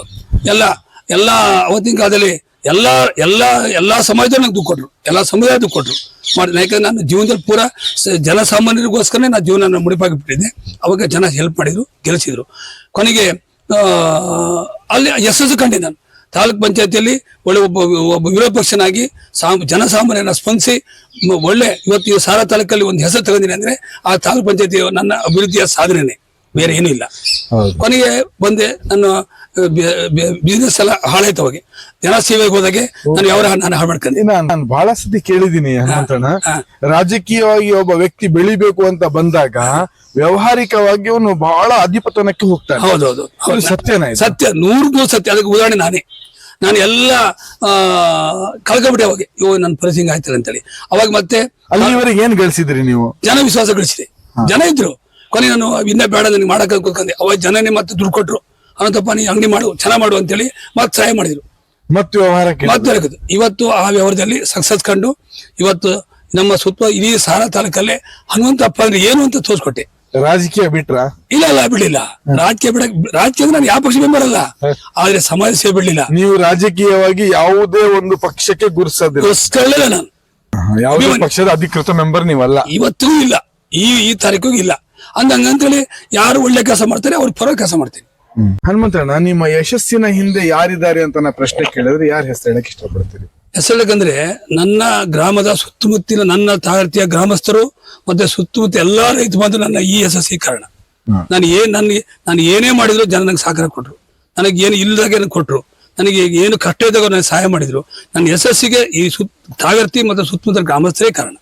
ಎಲ್ಲಾ ರೀತಿಯಲ್ಲೂ ನನ್ನ ಸುತ್ತಮುತ್ತ ಸಮಾಜದ ಎಲ್ಲಾ ಗ್ರಾಮಸ್ಥರು ಮತ್ತೆ ಜನಸಾಮಾನ್ಯರು, ರೈತರು, ಕೂಲಿ ಕಾರ್ಮಿಕರು ಎಲ್ಲನೇ ಬೆಂಬಲ ಕೊಟ್ರು. ಅವ್ರು ಸಾಕಂದ್ರೆ ಈ ಮಟ್ಟಕ್ಕೆ ಬಂದೆ. ಅದ ನಂತರ ನಮ್ಮ ಧರ್ಮಪತಿ ಅವ್ರ ಸಮೇತ ನನಗೆ ಭಾರಿ ಸಹಕಾರ ಕೊಟ್ರು ಎಲ್ಲಾ ರೀತಿಯಿಂದಲೂ. ಧರ್ಮಪತಿ ಹೆಸರು? ನಮ್ಮ ಹೆಸರು ಲತಾ ಅಂತ ಹೇಳಿ. ಅವಳು ಸಮೇತ ಅತ್ಯಂತ ಬಡತನ ಕುಟುಂಬ ಬಂದು, ತಂದೆ ತಾಯಿ ಅವಳಿಗೆ ಯಾರು ಇಲ್ಲ. ಅವ್ರ ಪರಿಚಯ ನಮ್ಗೆ ಮಾಡಿಸ್ತೀರಾ? ಮಾಡಿಸ್ತೀನಿ ಈಗ. ಬನ್ನಿ ಮೇಡಮ್ ಅವರೇ. ಶ್ರೀಮತಿ ಲತಾ, ನಿಮ್ ಪರಿಚಯ ನೀವ್ ಮಾಡ್ಕೊಂಡ್ರೆ ಏನ್ ಮಾಡ್ತೀರಿ? ನನ್ನ ಹೆಸರು ಲತಾ, ಅಂಗಡಿ ಕೆಲಸ ಮಾಡ್ತೀನಿ. ಹಾಗೂ ನಿಮ್ದು ವಾಯ್ಸ್ ಕಮ್ಮಿ ಆಗ್ಬಿಟ್ಟಿದೆ. ಅದು ಏನ್ ಗೊತ್ತಾ ಸರ್, ಮನೆ ನಮ್ಮ ಯಜಮಾನ್ರು ಕೃಷಿ ಪತ್ತಿನ ಸಹಕಾರ ಸಂಘಕ್ಕೆ ಎಲೆಕ್ಷನ್ ನಿಂತಿದ್ರು. ಅವಾಗ ನಾನು ಎಲ್ಲ ಮನೆ ಅನಸಿ ಹೋದಾಗ ಈ ತರ ಎಲೆಕ್ಷನ್ ಇನ್ನು ಬಿಟ್ಟಿಲ್ಲ ನೀವು? ಇಲ್ಲ, ಜನ ಬಿಡಲ್ಲ. ನಾವ್ ಬಿಟ್ಟು ಜನ ಬಿಡ್ಬೇಕಲ್ಲ, ಜನ ಬಿಡಲ್ಲ. ಅದಕ್ಕೆ ಅವಾಗ ಹೋಗುವಾಗ ನಾನು ತುಂಬಾ ಮಾತಾಡಿದಾಗ ಮಾತಾಡಕ್ ಬರುತ್ತಾ? ಬರುತ್ತೆ. ಈಗ ನಾನೊಂದು ಹೇಳ್ದೆ, ಈಗ ನಮ್ಮ ಹನುಮಂತಣ್ಣನ್ ಪ್ರಚಾರ, ನಾನು ಒಂದು ಗ್ರಾಮಸ್ಥ, ನನ್ನ ಹತ್ರ ಬಂದ್ರಿ, ಯಾವ ತರ ಪ್ರಚಾರ ಮಾಡ್ತೀರಿ? ನಿಮ್ಮ ಹತ್ರ ಸರ್, ಈಗ ನಮ್ಮ ಯಜಮಾನ್ರು ಈ ತರ ಸಹಕಾರ ಕ್ಷೇತ್ರದಿಂದ ಎಲೆಕ್ಷನ್ ನಿಂತಿದ್ದಾರೆ. ಅವರಿಗೆ ನಿಮ್ಮಿಂದ ಒಂದು ಓಟ್ ಬೇಕು, ಮತ್ತೆ ನಿಮ್ ಗೆಲ್ಸ್ಕೊಟ್ರೆ ನಿಮಗೆ ತುಂಬಾ ಒಳ್ಳೆ ಕೆಲಸ ಮಾಡ್ಕೊಡ್ತೀನಿ. ನೀವು ಈಗಾಗಲೇ ಮಾಡಿದ್ದಾರೆ, ಏನೇನು ಕ್ಷೇತ್ರದಲ್ಲಿ ಏನೇನು ಕೆಲಸ ಮಾಡ್ಬೇಕು ಅಂತ ಎಲ್ಲ ಕೇಳ್ತಾ ಇರ್ತೀನಿ. ನಾನು ಕೇಳಿದ್ದೀನಿ ಅವ್ರ ಹತ್ರ. ಮೊದ್ಲು ಮಾಡಿರೋ ಕೆಲಸಗಳೆಲ್ಲ ಅವ್ರಿಗೆ ಸಾಧನೆ ಹೇಳಿದೀನಿ, ಏನೇನ್ ಮಾಡಿದ್ದಾರೆ ಏನು ಅಂತ ಎಲ್ಲ ಕೇಳಿದೀನಿ ಅವರಿಗೆ. ಅವಾಗ ಅವ್ರು ಹೇಳ್ತಾರೆ, ನಿಮ್ಮ ಮನೆಯವರು ನಮ್ಗೆಲ್ಲಾ ತರದಲ್ಲೂ ಯಾರೇ ಸತ್ರು ಯಾರೇ ಇದ್ರು ಏನೇ ಒಂದಿದಾದ್ರು ಹನುಮಂತಣ್ಣರೇ ತ್ಯಾಗರ್ತಿಯಲ್ಲಿ ಫಸ್ಟ್ ಬರೋದು. ಲತಕ್ಕ, ನಂದೊಂದು ಪ್ರಶ್ನೆ ನಿಮಗೆ. ಹೇಳಿ ಸರ್. ಒಂದು ರಾಜಕೀಯ ಸನ್ನಿವೇಶ ಅಂದಾಗ ಪರ ವಿರೋಧ ಅಂತ ಇರ್ತಾರೆ. ನೀವೊಂದು ಕ್ಷೇತ್ರದಲ್ಲಿ ಹೋಗಿ ಒಂದು ಪ್ರಚಾರ ಮಾಡ್ತಾ ಇದ್ದೀರಂದಾಗ ಪರ ವಿರೋಧ ಅಂತ ಇರತ್ತೆ. ನಿಮಗೆ ಹನುಮಂತಣ್ಣನ ಪರ ಕೇಳಿದಿರಿ, ವಿರೋಧನ ಕೇಳಿದ್ದೀರಾ? ವಿರೋಧ ಯಾರು ಒಂದ್ ಮಾತು ಒಂದು ಒಳಗಡೆ ಹೋದ್ರು ಓಟ್ ಒಳಗ್ ಬರ್ರಿ ಅಂದಿದ್ದಾರೆ ಬಿಟ್ರೆ ನನಗೆ ಏನು ಒಂದ್ ಮಾತು ಯಾರ ಬಗ್ಗೆ ಏನ್ ಹೇಳಿಲ್ಲ ಅವ್ರು. ನಿಮ್ಮ ಜೀವನದಲ್ಲಿ ಎಷ್ಟು ವರ್ಷ ಆಯ್ತು ಇವ್ರ ಜೊತೆಗಿದ್ದಿ? ನಾನು 25 ವರ್ಷ ಆಯ್ತು. 25 ವರ್ಷದ ಸುದೀರ್ಘ ಜೀವನದಲ್ಲಿ ಇವರು ವಿರೋಧಿಗಳಿಗೆ ನೀವು ನೋಡಿಲ್ಲ. ಇವರ ಒಳ್ಳೆ ಗುಣ ಏನು? ಅವ್ರ ಒಳ್ಳೆ ಗುಣ ಅಂದ್ರೆ ಅವ್ರು ಮಾಡ್ತಿರೋ ಕೆಲ್ಸನೇ ಒಳ್ಳೆ ಗುಣ ನನಗೆ. ನಿಮಗೆ ಹೆಣ್ಮಕ್ಳದ್ದು ವಿಶೇಷವಾದ ಒಂದು ಗುಣ. ಹೊರಗಿನ ಕೆಲ್ಸಕ್ಕೆ ಗಂಡ್ ಮಕ್ಳು ಹೊರಗೆ ಹೋದಾಗ ಕೆಂತ ಬರ್ರಿ ನೀವ್ ಬರೇ ಇದೇ ಆಯ್ತಲ್ಲ ಹರಿಕತೆ, ಬರೇ ಜನಸೇವೆ ಸಮಾಜ ಸೇವೆನ ಜೀವನ ಕಳಿತಿದ್ರಿ, ಮನೆ ನೀವ್ ನೋಡಲ್ಲ ಅಂತ ಹೇಳಿ ವಾಡಿಗೆ ಮಾತಿದೆ.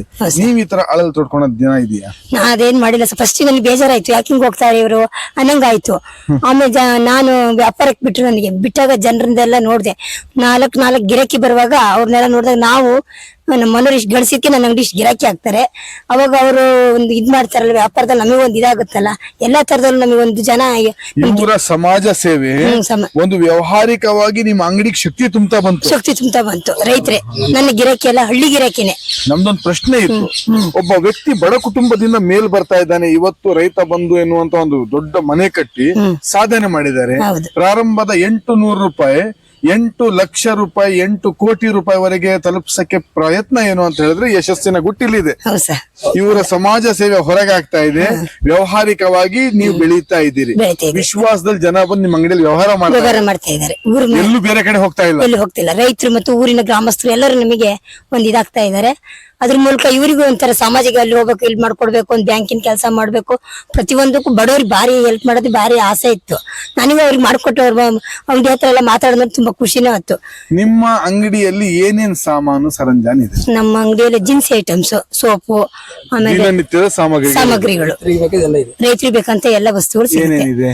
ಅವರಿಗೆ ಮನೆ ಅನುಕೂಲಕ್ಕೆ ಏನ್ ಬೇಕು ಜಿನ್ಸಿ ಅಂಗಡಿಯಲ್ಲಿ ಏನ್ ಸಿಗುತ್ತೆ ಆ ಸಾಮಾನು. ಜನರಲ್ ಸ್ಟೋರ್ ಕಂಪ್ಲೀಟ್ ಒಬ್ಬ ವ್ಯಕ್ತಿ ಮನೆಗೆ ಏನೇನು ಎಲ್ಲಾ ಸೌಲಭ್ಯ ಸಿಗುತ್ತೆ. ದರದಲ್ಲಿ ಬೇರೆ ಅಂಗಡಿಗೂ ನಿಮ್ಮ ಅಂಗಡಿಗೆ ವ್ಯತ್ಯಾಸ ಇದೆಯಾ? ಅಂದ್ರೆ ಅವ್ರ ಪಾಪ ಇವಾಗ ಒಂದು 5 ತಿಂಗಳ 6 ತಿಂಗಳಿಗೆ ಅವರಿಗೆ ದುಡ್ಡು ಏನಾದ್ರು ಇಲ್ಲ ಅಂದ್ರೆ ಒಂದ್ ಸ್ವಲ್ಪ ನೋಡ್ಬಿಟ್ಟು ಸಾಲ ಸೌಲಭ್ಯ ಇದೆ, ಸ್ವಲ್ಪ ಕೊಡ್ತಿದ್ವಿ ಅವರಿಗೆ. ತಿಂಗಳಲ್ಲಿ ಸಾಲ ಕೊಟ್ರೆ ಜನ ವಾಪಸ್ ಕೊಡಲ್ಲ ಅಂತಾರೆ, ನಿಮ್ ಕತೆ ಏನು? ಇಲ್ಲ ಸರ್, ಕೊಡ್ತಾರೆ, ಆತರ ಏನಿಲ್ಲ. ಅವ್ರಿಗೂ ನಾವ್ ಹೇಳ್ಕೊಬೇಕು ಅಂತ, ಕೊಡಿ ನಮ್ದು ಇದ್ರೆಲ್ಲ ನಡಿಬೇಕು ಜೀವನ, ನಮಗೆ ಮತ್ತೆ ಬೇರೆ ಏನು ಬಿಸ್ನೆಸ್ ಇಲ್ಲ ಅಂದ್ರೆ ಪಾಪ ಕೊಡ್ತಾರೆ. ಆತರ ಏನ್ ಮೋಸ ಇಸ್ಕೊಬೇಕು, ತಿಳಿಸಿ ಹೇಳಿ ಅವ್ರು ಕೊಡ್ತಾರೆ. ಹಂಗೆಲ್ಲ ಮೋಸ ಮಾಡಲ್ಲ ವ್ಯಾಪಾರದಲ್ಲಿ. ಅವ್ರಿಗೆ ಗೊತ್ತಿರುತ್ತಲ್ಲ ಅವ್ರು ಇದ್ರಲ್ಲೇ ನಡಿಬೇಕು ಅವ್ರ ಜೀವನ ಅನ್ನೋದು ಗೊತ್ತಿರುತ್ತಲ್ಲ. ನಿಮ್ಮ ಕುಟುಂಬದಲ್ಲಿ ಎಷ್ಟು ಜನ? ನಮ್ಮ ಕುಟುಂಬದಲ್ಲಿ ನಾವೀಗ 2 ಗಂಡ್ ಮಕ್ಳು, 1 ಮಗಳು. ಗಂಡ ಹೆಂಡತಿ 3 ಮಕ್ಕಳು. ಏನ್ ಮಾಡ್ತೀಯಾರ ಮಕ್ಕಳು? ಮಗಳು ಮದ್ವೆ ಆಯ್ತು, ಮಗಂದು ಮದ್ವೆ ಆಗಿದೆ. ಸಣ್ಣವನು ಅಂಗಡಿ ಬಿಸ್ನೆಸ್ ಮಾಡ್ತಾನೆ. ಎಲ್ಲ ಬಿಸ್ನೆಸ್ ಮ್ಯಾನ್ ಆಗಿರ್ತೀರಿ. ಈಗ ನೀವು ಪ್ರಚಾರ ಪ್ರಕ್ರಿಯೆ ಎಲ್ಲ ಮಾಡಿದಾಗ ನಿಮ್ ಯಜಮಾನ್ರು ಗೆದ್ರು ಸರ್? ಎಷ್ಟು ಒಟ್ಟಿಂದ ಗೆದ್ರು? ತುಂಬಾ ಲೀಡ್ ಅಲ್ಲಿ ಗೆದ್ದಿದ್ದಾರೆ.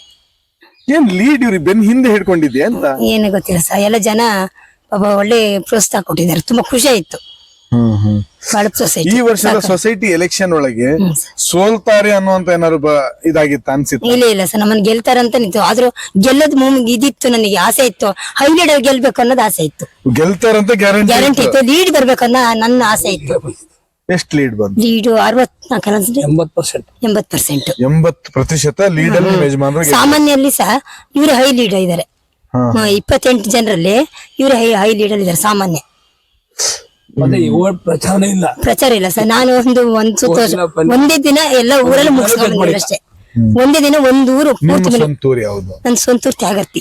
ನೀವು ತ್ಯಾಗರ್ತಿಯವ್ರೆ? ಹ್ಞೂ ಸರ್, ನಂದು ಮೂಲತಃ ಅವರು ತ್ಯಾಗರ್ತಿಯವ್ರೆ. ಹ್ಞೂ ಸರ್, ನಾನು ತಂದೆ ತಾಯಿ ಹೆಸರು ರಾಮಪ್ಪ ರತ್ನಮ್ಮ. ನಿಮ್ ತಂದೆ ರಾಮಪ್ಪ ರತ್ನಮ್ಮ. ಅವ್ರು ಚಿಕ್ಕ ವಯಸ್ಸಲ್ಲಿ ತೀರ್ಕೊಂಡ್ಬಿಟ್ರು. ಅವರು ನನ್ನ ತಾಯಿ 91 ವಯಸ್ಸಲ್ಲಿ ತಾಯಿ ತೀರ್ಕೊಂಡ್ರು. 94 ತಂದೆ ತೀರ್ಕೊಂಡು ಹೋಗ್ಬಿಟ್ರು. ತಂದೆ ತಾಯಿ ಇಲ್ದು ಮಗು ನೀವು? ಹ್ಞೂ ಸರ್. ನಿಮ್ಗೆ ಎಷ್ಟು ವರ್ಷ ಆಯ್ತು? ನಂಗೆ ಅವಾಗ ನಾನು SLC ಓದ್ತಾ ಇದ್ದೆ ತಂದೆ ತಾಯಿ ಬೇಕಾರೆ. ಇವ್ರದೊಂದ್ ಜೀವನದ ಕಷ್ಟ ಆದ್ರೆ ನಿಮ್ದೇ ಒಂದ್ ಜೀವನದ ಕಷ್ಟ. ನಾನು SLC ಓದಿಸಿದ್ದು US 2 ತಿಂಗಳು SLC ಇದ್ದೆ ನಾನು. ಅವಾಗ ನನಗೆ ನಮ್ಮ ತಂದೆ ಫೆಬ್ರವರಿ ತರ್ಸಿದ್ರು. ಮಾರ್ಚಲ್ಲಿ ಎಕ್ಸಾಮ್ ಇತ್ತು. ಅವಾಗ ಫೀಸ್ ಎಲ್ಲ ಕಟ್ಟಿ ಓದಿಸಿದ್ದೀವ್ರೆ ಸರ್ ನನಗೆ. ಹೌದಾ? ಹೌದು ಸರ್. ಎರಡು ಕಷ್ಟಪಟ್ಟಂತ ಜೀವ ಜೊತೆ ಸೇರಿದಿರಿ. ಸರ್. ದೇವರು ನಿಮಗೆ ಆಯಸ್ಸು ಆರೋಗ್ಯ ನೀಡ್ಲಿ, ಶಕ್ತಿ ನೀಡ್ಲಿ. ಇವಳು ಮಂಡಲ ನಾನು ಸಹ ಗ್ರಾಮ ಪಂಚಾಯತಿಯಲ್ಲಿ ಸಹ ಗೆದ್ದಿದ್ದೀನಿ. ನೀವು ರಾಜಕೀಯದಲ್ಲಿ APM ಉಪಾಧ್ಯಕ್ಷ ಅಲ್ಲ. ಯಾವ ಪಾರ್ಟಿ? ನಾನು ಸಹ ಯಾವ್ದ್ರ ಪಕ್ಷೇತರವಾಗಿ ಗೆದ್ದಿದ್ದೀನಿ. ನೀವೇನ್ ಪಕ್ಷೇತರ ಇಲ್ಲ ಸರ್, ಯಾಕೆಂದ್ರೆ ನಮಗೆ ಜನ ಬೆಂಬಲ ಇತ್ತಲ್ಲ ಸರ್, ಅದಕ್ಕೆ ನಮ್ಗೆ ಜನ ಓಟ್ ಕೊಟ್ರೆ ಸಾಕು ಅಂತ ಹೇಳಿ ಜನರ ಇದ್ರಲ್ಲೇ ನಾವು ಹೋಗಿದ್ವಿ. ನಮ್ಮ ಪಕ್ಷನೇ ಬೇಡ, ನಿಮಗೆ ಸಹಕಾರ ಕೊಟ್ರು ಸರ್. ಹಂಗಾಗಿ ನಮ್ಮ ಪಕ್ಷ ಬಗ್ಗೆ ಎಲ್ಲ ಅದು ಬೇಡ ಅಂತ ಹೇಳಿ ಪಕ್ಷದ ಬಗ್ಗೆ ಯಾವ್ದಕ್ಕೂ ನಾವು ಇಂಟ್ರೆಸ್ಟ್ ಪಡ್ಲೇ ಇಲ್ಲ ಸರ್. ಜನನೇ ಮೇನ್ ಅಲ್ಲ ಸರ್ ಓಟ್ ಕೊಡೋದು. ಕಡೆಯದಾಗಿ ನಿಮ್ಮ ಮನೆಯವರ ಬಗ್ಗೆ ಏನ್ ಹೇಳಕ್ ಇಷ್ಟಪಡ್ತೀರಿ? ನಮ್ಮನವ್ರು ಸಹ ಈಗ ಏನ್ ಗೊತ್ತ, ಅವ್ರು ಸಣ್ಣ ಪುಟ್ಟ ಜನಗಳನ್ನೇ ಗುರುತಿಸ್ಕೊಂಡು ಮಾಡ್ತಾ ಇದಾರಲ್ಲ ಸರ್, ಅದೇ ನಂಗೆ ತುಂಬಾ ಖುಷಿ. ನಿಮ್ಮ ಆಸ್ತಿ ಏನು? ಸರ್ ನಮ್ಮ ಆಸ್ತಿ ನಮ್ಮ ಮನೆಯವರೇ. ನಿಮ್ಮ ಮನೆಯವರೇ? ನಮ್ಮ ಮನೆಯವರಿಗೆ ಸದ್ಯಕ್ಕೆ. ಈ ರಾಜಕೀಯವಾಗಿ ಈ ಕೃಷಿ ಕ್ಷೇತ್ರದಲ್ಲಿ ಸರ್. ನಿಮ್ ಯಜಮಾನ್ರು ಮುಂದುವರಿಬೇಕಂತ ಅನ್ಸತ್ತ, ಸಾಕಪ್ಪ ಅಂತ ಅನ್ಸತ್ತ? ಇಲ್ಲ ಸರ್, ಇದನ್ನ ಮುಂದುವರ್ಸ್ಕೊಂಡ್ರೆ ಚೆನ್ನಾಗ್ ಮಾಡ್ಕೊಳ್ಬೇಕು. ಇದು ಕೃಷಿನೂ ಮಾಡ್ಬೇಕು, ರಾಜಕೀಯನಲ್ಲೂ ಮಾಡ್ಬೇಕು, ಸಮಾಜ ಸೇವೆಯಲ್ಲಿ ಇರ್ಬೇಕು. ನಮ್ಮನ್ನು ಎಲ್ಲರೂ ಮಾಡಿ. ಇವ್ರ ಜೀವನದ ಕಪ್ಪು ಚುಕ್ಕಿ ಅಂತ ಏನಾದ್ರು ಇದೆಯಾ ನಿಮ್ಗೆ? ಇಲ್ಲ ಸರ್, ಯಾವ್ದಿಲ್ಲ, ಯಾವ್ದು ಇಲ್ಲ ಇದರಲ್ಲಿ. ನಿಮ್ಮ ವೈಯಕ್ತಿಕ ಜೀವನದಲ್ಲಿ ನೀವು ಸಂತೋಷವಾಗಿದೆ ಸರ್. ಈಗ ರಾಜಕೀಯವಾಗಿ ನೀವು ಯಾವ ಇಸ್ವಿಗೆ ಬಂದ್ರಿ? ಏನ್ ಸರ್? ರಾಜಕೀಯಕ್ಕೆ ನೀವು ಯಾವ ವರ್ಷದಲ್ಲಿ ಬಂದ್ರಿ? 2015 ಗೆದ್ದಿದ್ದೆ ನಾನು. 2015 ಗೆದ್ರ ಮೇಲೆ ಏನ್ ಕೆಲಸ ಮಾಡಿದ್ದೀನಿ? ಸೊ ಗ್ರಾಮ ಪಂಚಾಯತಿ ಅನ್ನೋದು ನನಗೆ ಏನು ಅನುಭವ ಇರ್ಲಿಲ್ಲ. ನಮ್ಮನೆಯವ್ರು ಸುಮ್ಮನೆ ಅಂಗಡಿಯಲ್ಲಿ ಕೆಲಸ ಮಾಡ್ತಾ ಇದ್ದೆ. ಈ ನಮ್ಮನೆಯವರು ಎಲೆಕ್ಷನ್ ತಕ್ಷಣ ಹೋಗಿ ನಿಲ್ಸ್ಬಿಟ್ರು ನನಗೆ. ಆಮೇಲೆ ನನಗೆ ಒಂಥರ ಫಸ್ಟಿಗೆ ಹೆಂಗ್ ಮಾಡ್ಬೇಕು ಏನು ಅಂತ ಅನ್ಸ್ಲೇ ಇಲ್ಲ. ಒಂಥರ ಹೆದರಿಕೆ ಆಯ್ತು ನನಗೆ ಫಸ್ಟ್ ಸ್ಟಾರ್ಟಿಂಗ್. ಭಯ ಕಾಡ್ತು. ಭಯ ಕಾಡ್ತು. ಈಗ ಏನಾದ್ರು ಒಂದು ಮೀಟಿಂಗ್ ಕರೆದ್ರೆ 4 ಜನ ಇದ್ರೆ ಹೆಂಗ್ ಮಾತಾಡ್ಬೇಕು, ಯಾವ ತರ ನಾನು ಬಿಗಿಸ್ಬೇಕು ಅನ್ನಂಗಾಯ್ತು. ನಾನು ಯಾವಾಗ್ಲೂ ಜನರಿದ್ರಿಗೆ ಹಂಗೆ ಸಾಮಾನು ಕೊಟ್ಟು ಮಾತಾಡದಷ್ಟು ಬಿಟ್ರೆ ರಾಜಕೀಯದ ಏನು 4 ಜನ ಕೂತ ಭಾಷಣ ಹೆಂಗ್ ಮಾಡ್ಬೇಕು, ಯಾವ ತರ ಇರ್ಬೇಕು ಅನ್ನೋದು ನನಗೆ ಭಾರಿ ಭಯ ಕಾಡ್ಬಿಡ್ತು ಸರ್. ಅವಾಗ ನಾನು ನಮ್ಮನೆಯವ್ರಿಗೆ ಹೇಳ್ದೆ ಏನ್ ಮಾಡ್ಬೇಕು, ಅದೇನಾಗಲ್ಲ ಅಂತ. ಅವ್ರು ಒಂದ್ ಸ್ವಲ್ಪ ನನಗೆ ಧೈರ್ಯ ತುಂಬಿದ್ರು. ಆಮೇಲೆ ಹೋದೆ 1 ವರ್ಷ ಸ್ವಲ್ಪ ಸುಮ್ನೆ ಇದ್ದೆ, ಏನು ಮಾತಾಡ್ಲಿಲ್ಲ, ಏನು ಇದ್ ನೋಡ್ಕೊಂತ ಇದ್ದೆ ಸರ್ ಇದ್ರೊಳಗೆ ಪಂಚಾಯತಿ ಒಳಗಡೆ. ಆಮೇಲೆ ನೋಡ್ತಾ ಏನೇನ್ ಮಾಡ್ಬೋದು ಪಂಚಾಯತಿ ಒಳಗಡೆ ಅಂತ ಅದನ್ನು ಅಬ್ಸರ್ವ್ ಮಾಡಿದೆ ಸರ್. ರೇಷನ್ ಕಾರ್ಡ್ ಮಾಡ್ಬೋದು ಪಂಚಾಯತಿ ಒಳಗಡೆ, ವಿಧಿವೇತನ ಮಾಡ್ಬೋದು, ಅಂಗವಿಕಲರಿಗೆ ದುಡ್ಡು ಬರೋದೆಲ್ಲ ಮಾಡ್ಬೋದು, ಆಮೇಲೆ ರೈತರಿಗೆ ಅನುಕೂಲ ಅಂತ ಪಾಣಿಗಳು ಶಾಂತ ಬಗ್ರಿಂದ ಎಲ್ಲ ಮಾಡ್ಬೋದು ಅಂತ ಎಲ್ಲ ತಿಳ್ಕೊಂಡೆ ಸರ್. ಮತ್ತೆ ತಿಳ್ಕೊಳಕ್ಕಿಂತ ಮೊದ್ಲು ಅವರಿಗೆ ಗೊತ್ತಿರಲ್ಲ ಸರ್. ಈಗ ರೇಷನ್ ಕಾರ್ಡ್ ಮಾಡ್ಬೇಕಂದ್ರೆ ನಾನು ಎಲ್ಲಿ ಹೋಗ್ಬೇಕಂತ ಪಾಪ ಬಡ ಗೊತ್ತಿರದೆ ಗೊತ್ತೇ ಕೇಳ್ತಾರೆ. ಅವಾಗ ಅವ್ರಿಗೆ ಹೆಂಗ್ ಹೇಳ್ಬೇಕು ಅನ್ನೋದು ಗೊತ್ತಾಗ್ತಿರ್ಲಿಲ್ಲ ನನಗೆ. ಅವಾಗೆಲ್ಲ ನಮ್ಮನೆಯವ್ರು ಕೇಳ್ಕೊಂಡೆ. ಅವ್ರೆಲ್ಲ ಈ ತರ ಹೋಗ್ಬೇಕು, ಹತ್ರ ಹೋಗ್ಬೇಕು, ಅರ್ಜಿ ಮತ್ತೆ ಅವ್ರಿಗೆ ಗೊತ್ತಿರೋದಿಲ್ಲ, ನೀನ್ ಈ ತರ ಅರ್ಜಿ ಎಲ್ಲ ತಂದ್ಕೊಟ್ಟು ಅವ್ರಿಗೆ ತುಂಬಿಸಿ ಅವ್ರಿಗೆ ವ್ಯವಸ್ಥೆ ಮಾಡ್ಕೊಡ್ಬೇಕಂತ ನಮ್ಮನೆಯವ್ರು ಸಹಕಾರ ಕೊಟ್ರು. ನಿಮ್ಮ ರಾಜಕೀಯ ಗುರು ಯಾರು? ನಮ್ಮ ಮನೆಯವರು. ಆಮೇಲೆ ಸರ್ ಮತ್ತೆ ಇದು ವಿಧಿವೇತನ ಹೆಂಗ್ ಮಾಡಿಸ್ಬೇಕು ಅದನ್ನು ಸಮೇತ ನನಗೆ ಗೊತ್ತಾಗ್ತಿರ್ಲಿಲ್ಲ. ನಮ್ಮ ಮನೆಯವರು ಸಂಧ್ಯಾ ಸುರಕ್ಷಾ ಯೋಜನೆ ಅಂತ ಅರ್ಜಿ ಬರುತ್ತೆ, ಅದು ಅರ್ಜಿ ಎಲ್ಲ ತಂದ್ಕೊಟ್ಟು ಅವರೇ ಫಿಲ್ ಅಪ್ ಮಾಡ್ಕೊಟ್ರು. ಅದೆಲ್ಲ ಮಾಡ್ಕೊಟ್ಮೇಲೆ ನಾಡ್ ಕಚೇರಿ ಅಂತ ನಮ್ಮಲ್ಲಿ ಆನಂದಪುರ ಇದೆ ಸರ್. ಆನಂದಪುರಕ್ಕೆಲ್ಲ ನಮ್ದೇ ಗಾಡಿಯಲ್ಲಿ ಕರ್ಕೊಂಡು ಅವ್ರಿಗೆಲ್ಲ ಮಾಡಿಸ್ಕೊಟ್ರು. ಅವರೇ ನಮ್ ಗಾಡಿಯಲ್ಲೇ ನಮ್ದೇ ಒಂದು ಗಾಡಿ ಇದೆ, ಬುಲರ ಗಾಡಿ ಅಂತ ಇತ್ತು. ಅದ್ರಲ್ಲೆಲ್ಲ ಕರ್ಕೊಂಡೋಗಿ ಅವ್ರನ್ನೆಲ್ಲ ಕರ್ಕೊಂಡೋಗಿ ಒಂದ್ 7-8-10 ಜನ ಕರ್ಕೊಂಡೋಗಿ ಅವ್ರಿಗೆಲ್ಲ ಸೈನ್ ಹಾಕ್ಸ್ಬಿಟ್ಟು ದುಡ್ಡು ಇಸ್ಕೊಂತಿದ್ರ? ಇಲ್ಲ ಸರ್, ದುಡ್ಡು ಅದೇನ್ ಅವ್ರಿಗೆ ಹೋಗಿ ಕೇಳಿದ್ರೆ ಹೌದಾಗಿರ್ಬೇಕು. ಒಂದು ಪೈಸಾನು ಸಮೇತ ಪ್ರಶ್ನೆ ಕೇಳೋ ಸಂಪೂರ್ಣ ಹಕ್ಕು ಜವಾಬ್ದಾರಿ ನಮಗಿರುತ್ತೆ. ಹಾಗಾಗಿ ಕೇಳ್ತಾ ಇದ್ದೆ. ಪ್ರಾಮಾಣಿಕತೆ ಅನ್ನೋದು ನೀವು ಹೇಳ್ಕೊಂಡಾಗ ಬರ ನಮ್ ಪ್ರಶ್ನೆನೂ ಇರ್ಬೇಕು. ಹೌದೌದು. ನೀವು ಎಷ್ಟು ದುಡ್ಡು ಇಸ್ಕೊಂಡಿದ್ದೀರಿ ಅಂತ? ಹೌದು ಸರ್, ಹೌದು ಕರೆಕ್ಟ್, ಕೇಳಿದ್ ಕರೆಕ್ಟ್ ಸರ್. ನನಗೆ ಒಂದು ಪೈಸನು ಖರ್ಚು ಮಾಡಿ ನಾನೇ ಅವ್ರದ್ದು ಅರ್ಜಿ ಎಲ್ಲ ನಾನೇ ದುಡ್ಡು ಕೊಟ್ಟಿರೋದು. ರಾಜಕೀಯವಾಗಿ ಜನ ಅಧ್ಯಕ್ಷರಾದ್ರ ನೀವು? ನಾನು ಅಧ್ಯಕ್ಷಗೆ ಆಸೆನೆ ಪಡ್ಲಿಲ್ಲ. ನಾವು ಪಕ್ಷೇತರ ಇದೆ ಸರ್, ಹಂಗಾಗಿ ಅವ್ರ ಪಕ್ಷ ಇರ್ತತಲ್ಲ, ನಾ ಇದೇ ತರ ಕೆಲಸ ಅದಕ್ಕೆ ಇವತ್ತು ನಾ ಅದೆಲ್ಲ ಕೆಲಸ ಮಾಡಕ್ಕೆ ಮನೆ ಬಾಗ್ಲಿ ಓಟ್ ಕೇಳಕ್ಕೆ ನಂಗೆ +5 ಸರ್. ನೀವು ರಾಜಕೀಯವಾಗಿ ಎಲ್ಲರ ವಿಶ್ವಾಸ ಗಳಿಸಿದ್ದಕ್ಕೆ ಮನೆ ಹೋಗಿ ಕುತ್ತಿ ನಿರಾಯಾಸವಾಗಿ ನೀವು ಕೇಳ್ತಾ ಇದ್ದೀವಿ. ಹೌದು ಸರ್, ನಾನು ಅದರಲ್ಲಿ ಮತ್ತೆ APMC ಗೆದ್ಮೇಲೂ ನಮ್ಮ ಸೊಸೈಟಿಗೆ ಒಂದು ಕಣ ಹಾಕ್ಸ್ಕೊಟ್ಟಿದೀನಿ. ಮತ್ತೆ ನಮ್ಮ ಸರ್ ಮತ್ತೆ APMC ಇಂದ ಇದ್ ಮಾಡ್ಕೊ ಹಳ್ಳಿ ಸಂತೆ ಹಾಕೊಟ್ಟಿದೀನಿ 48 ಲಕ್ಷ ರೂಪಾಯಿದು. ನಮ್ ತ್ಯಾಗತಿ ಗ್ರಾಮದಲ್ಲಿ ಇದೆ. ಹೌದಾ? APMC ಇದೆ. ಇವು ಸಮಾಜದ 8 ಓಟು ಇದೆ ನಮ್ದಿದೆ. 8 ಓಟ್ ತೆಗೆದು ನಾವು. ಇವ್ರದ್ದು ಯಾವ ಸಮಾಜ? ಅಲ್ಲ, ನಮ್ಮ ಸಮಾಜದಲ್ಲಿ ಸಮಾಜ ಓಟ್ ಇರೋದು 8 vote. 780 vote. 776 vote. 776 200 vote. BJP 410 sir. ನಮಗೆ 780 ಓಟು. ಮುಖ್ಯ ಪಕ್ಷಗಳಿಗೆ ಮಕಾಡೆ ಮಲಸಿದ್ರು ಗಂಡ ಹೆಂಡತಿ ಸೇರಿ. ಅದೇ ಸರ್, ಇವೆಲ್ಲ ಮಾಡಿದ್ಕೆ ನಮ್ಗೆ ಸಮಾಜ ಸೇವೆ ಮಾಡಿ ಸರ್ ಇಷ್ಟೆಲ್ಲ ನಮಗೆ ಓಟ್ ಕೊಡಕ್ಕೆ ಮತ್ತೆ ಮನೆ ಒಳಗೆ ಕರೆಯೋಕೆ ಅವ್ರಿಗೆ ಆಹ್ವಾನಿಸ್ತಾರೆ. ಏನು ನಿಮ್ಮ ಯಶೋಗಾದಿ ಹೀಗೆ ಮುಂದುವರಿಲಿ. ನೀವು ಜನಸಾಮಾನ್ಯರ ಜೊತೆಗೆ ಇಷ್ಟು ಬೆರ್ತಿದ್ದೀರ ಅಂತ ಹೇಳಿದ್ರೆ ನೀವು ಪಕ್ಷೇತರರಾಗಿ ಗೆಲ್ತಾ ಇರೋದೇ ಇದೊಂದು ಸಾಕ್ಷಿಯಾಗಿದೆ. ಮುಂದಿನ ಜೀವನದಲ್ಲಿ ರಾಜಕೀಯಕ್ಕೆ ಬರ್ಬೇಕಂತ ಇದ್ದೀರಾ? ಹ್ಞೂ ಸರ್ ಆದಷ್ಟು ಮಾಡೋಣ, ನಮ್ಮ ಕೈಯೆಲ್ಲ ಇರೋ ತನಕ ಮಾಡೋಣ ಅಂತ ಅವ್ರಿಗೆ ಸೇವೆ ಮಾಡೋಣ ಅಂತ ಅವಕಾಶ ಸಿಕ್ಕರೆ ರಾಜಕೀಯವಾಗಿ ಮುಂದುವರಿಬೇಕಂತ ಇದ್ದೀರಿ. ಇದೆ ಸರ್. ಮುಂದುವರಿರಿ. ಈ ವರ್ಷ ಯಾಕೆ ನಿಂತಿಲ್ಲ? ಏನ್ ಸರ್ ಈ ವರ್ಷ ಮುಗಿತಲ್ಲ ಸರ್? ಈ ವರ್ಷ ಮುಗಿದಿಲ್ಲ ಸರ್. ಮುಗ್ದಿದೆ ಸರ್. ಅಲ್ಲ ಈಗ ನೀವು ಹಾಲಿ ಮೆಂಬರಾ? ಇಲ್ಲ ಇಲ್ಲ ಮುಗೀತು. ಮುಗಿತದ ಅಲ್ಲಿಲ್ಲ ಇಲ್ಲ ಈ ಸರಿ. ಈ ಈ ವರ್ಷ ಅದು ಯಾಕೆ ಈ ನಿಲ್ಲ? ಸರಿ ಬ್ಲಾಕ್ ಚೇಂಜ್ ಆಗ್ಬಿಡ್ತು. ಬ್ಲಾಕ್ ಚೇಂಜ್ ಆಯ್ತು. ಬೇಡ. ಕ್ಯಾಟಗರಿ ಬಂದಿಲ್ಲ ನೀವು. ಹ್ಞೂ ಸರ್ ನಮ್ದು ಬ್ಲಾಕ್ ಅಲ್ಲೇ ಎಸ್ ಟಿ ಬಂತು, ಹಂಗಾಗಿ ನಿಲ್ಲಿಲ್ಲ ನಾನು. ವಿಶೇಷವಾಗಿ ನಿಮ್ಮ ಯಜಮಾನ್ರ ಪರವಾಗಿ ನೀವು ನಿತ್ಯ ಪ್ರಚಾರ ಮಾಡದ ಸಂದರ್ಭ ಎಲ್ಲ ತಿಳಿಸಿದಿರಿ. ಹ್ಞೂ ಸರ್. ಈ ವಿಶೇಷವಾಗಿ ಕೃತಜ್ಞತೆ ಅಂತ ಸಲ್ಲಿಸೋ ಸಂದರ್ಭ ಬಂದ್ರೆ ಯಾವ ತರ ಸಲ್ಲಿಸ್ತೀರಿ ನೀವು? ಜನರಿಗೆ ನೀವು ಅವ್ರು ಓಟ್ ಕೊಟ್ಟಿದ್ದಾರೆ, ಈ ವರ್ಷ ಹ್ಞೂ ಸರ್. ಗೆದ್ರು. ನಿಮ್ಮ ಯಜಮಾನ್ರು ಯಾವ ತರ ಅದಕ್ಕೆ ಕೃತಜ್ಞತೆ ಸಲ್ಲಿಸಬೇಕು ಅಂತ ನೀವು ಬಯಸ್ತೀರಿ? ನಾವು ಅವ್ರಿಗೆ ಎಲ್ಲರಿಗೂ ನಿಮ್ಮಿಂದ ನಾನೇನ್ ಹೇಳ್ತೀನಿ ಗೊತ್ತ, ಅವ್ರಿಗೆ ನೀವು ಎಲೆಕ್ಷನ್ ಓಟ್ ಕೊಟ್ಟಿದ್ದು ಗೆಲ್ಸಿರೋದು ನಿಮ್ದೇ ಓಟು, ನೀವೇ ಗೆದ್ದಿರೋದು ಅಂತ ಹೇಳ್ತೀನಿ ನಾನು ಜನರಿಗೆ. ಜನರಿಗೆ. ಅವ್ರು ನಮ್ಮ ಯಜಮಾನ್ರು ಗೆದ್ದಿಲ್ಲ, ನೀವೇ ಗೆದ್ದಿದ್ದೀರಿ. ನೀವೇ ಗೆದ್ದಿರೋದು ಇವತ್ತು ಅಂತ. ಅದಕ್ಕೆ ಪ್ರತಿಫಲವಾಗಿ ಅವ್ರಿಗೆ ಏನ್ ಸಿಗತ್ತೆ ಮುಂದಿನ ದಿನಮಾನಗಳಲ್ಲಿ? ಸರ್ಕಾರಿ ಸವಲತ್ತುಗಳು ಏನ್ ಬರುತ್ತೆ ಸಹಕಾರದ ಸಂಘದಲ್ಲಿ ಮುಂದುವರ್ಸ್ಕೊಂಡು ಅವ್ರು ಮಾಡ್ಕೊಡ್ತಾರೆ ನಿಮ್ಗೆ ಅಂತ ನಾನು ಭರವಸೆ ಹೇಳ್ತೀನಿ ಅವ್ರಿಗೆ. ನಿಮ್ಮ ಆಸೆ ತರ ಹಾಗೆ ಆಗ್ಲಿ ಅಂತ ಹೇಳಿ ನಾನು ಸಹ ಭಗವಂತನ ಆಶಿಸ್ತೇನೆ. ಆಶಿಸ್ತೇನೆ.